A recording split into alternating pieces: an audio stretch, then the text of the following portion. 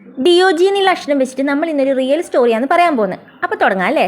ഒരു ദിവസം രാവിലെ ഒരു ബാലിക തൻ്റെ ഗ്രാമത്തിൽ നിന്ന് നടന്ന് ടാക്സിയിൽ കയറി യമാനിലെ തലസ്ഥാനമായ സനായിലേക്ക് പോയി. അവിടെ അവൾ നേരെ പോയത് കോടതിയിലേക്കാണ്.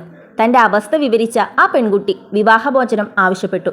വെറും 10 വയസ്സ് മാത്രം പ്രായമുള്ള അവളുടെ പേരാണ് നുജൂദ് അലി. എല്ലാവരും അവളെ നുജൂം എന്ന് വിളിക്കും.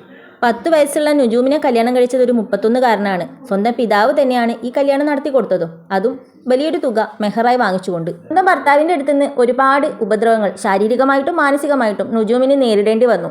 ഇതൊക്കെ പറഞ്ഞുകൊണ്ട് സ്വന്തം വീട്ടിലേക്ക് ചെന്നപ്പോഴോ ഇതൊക്കെ സാധാരണമാണ് എന്ന നിലപാടിലായിരുന്നു നുജൂദിൻ്റെ ഉപ്പയും ഉമ്മയും.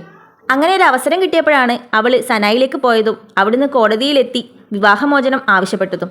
അങ്ങനെ നിരവധി പോരാട്ടങ്ങൾക്കൊടുവിൽ 10 വയസ്സുള്ള നുജൂദ് അലി വിവാഹമോചനം നേടിയ ലോകത്തിലെ ആദ്യത്തെ ബാലികയായി. വിദ്യാഭ്യാസവും സ്വാതന്ത്ര്യവുമാണ് ഓരോ പെൺകുട്ടിയുടെയും അവകാശം എന്ന് ഉറക്കെ വിളിച്ചു പറഞ്ഞവളാണ് Nujood Ali. I am Nujood, age 10 and divorced എന്ന പേരിൽ അവളുടെ കഥ ഒരു പുസ്തകമായി പ്രസിദ്ധീകരിച്ചിട്ടുണ്ട്. നിങ്ങൾ ആരെങ്കിലും അത് വായിക്കാത്തവരുണ്ടെങ്കിൽ ഉറപ്പായിട്ടും അത് വായിക്കണം. അപ്പോൾ ഇനി നമുക്ക് ഹായ് പറയാം.